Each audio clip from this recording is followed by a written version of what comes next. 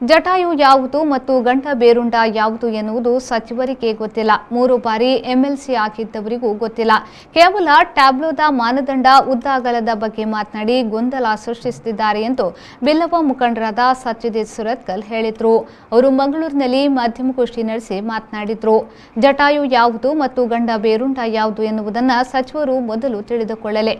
ಸಮರ್ಥನೆ ಮಾಡುವಾಗ ಸರಿ ಯಾವುದು ಯೋಚನೆ ಮಾಡಲಿ. ಕಾಂಗ್ರೆಸ್ ನಡಿಗೆ ಅಂತಹ ಹೇಳುವುದು ಬಿಟ್ಟರೆ ಅವರಿಗೆ ಏನು ಗೊತ್ತಿಲ್ಲ ಎಂದು ಕೋಟ ಶ್ರೀನಿವಾಸ್ ಪೂಜಾರಿ ಅವರ ಹೇಳಿಕೆಗೆ ಟಾಂಗ್ ಕೊಟ್ಟರು.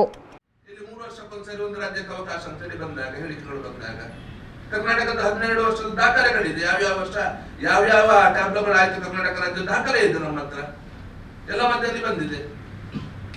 ಗಂಡ ಬೇರುಂಡ ಅಂತ ಹೇಳ್ತಾರೆ. ಜಟಾಯು ಯಾವುದು ಗಂಡ ಬೇರುಂಡ ಯಾವುದು ಅಂತ ಹೇಳಿಕೊಂಡು ಸರ್ಕಾರದ ಸಚಿವರಿಗೆ 3 ಸರಿ ಎಂಎಲ್ಸಿ ಆಗಿದ್ದುಕೊಂಡು ಸಚಿವ ಸ್ಥಾನದ ವಿರೋಧ ಪಕ್ಷದ ಆಡಳಿತ ಪಕ್ಷದ ವಿಧಾನ ಪರಿಷತ್ನ ನಾಯಕರಾಗಿದ್ದವರಿಗೆ ರಾಜ್ಯದ ಲಾಂಛನ ಯಾವುದು, ಜಟಾಯು ಲಾಂಛನ ಯಾವುದು ಅಂತ ಹೇಳಿ ಗೊತ್ತಾಗುದಿಲ್ಲ ಅಂತ ಹೇಳಿದ್ರೆ ಏನ್ ಹೇಳಬೇಕು? ಮಾನದಂಡ ಅಂತ ಹೇಳಿಕೊಂಡು ಉದ್ದ ಆಗಲ ಎತ್ತರದ ಬಗ್ಗೆ ಮಾತನಾಡಿದ್ರು. ಯಾವ ಮಟ್ಟಕ್ಕೆ ಮಾತನಾಡ ಅಂತ ಅವರೇ ಯೋಚನೆ ಮಾಡಬೇಕು.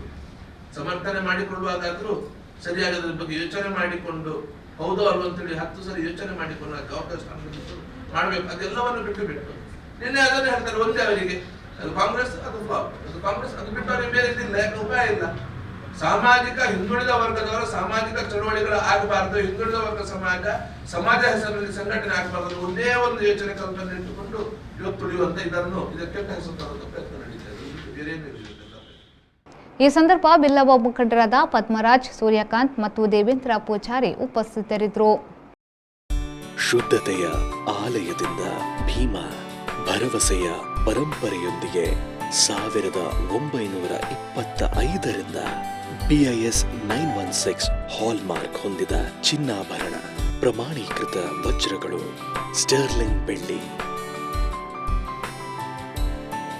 ಭೀಮಾ ಬೆಂಗಳೂರು, ಉಡುಪಿ, ಹಾಸನ್, ಮಂಗಳೂರು, ಶಿವಮೊಗ್ಗ, ವಿಜಯವಾಡ.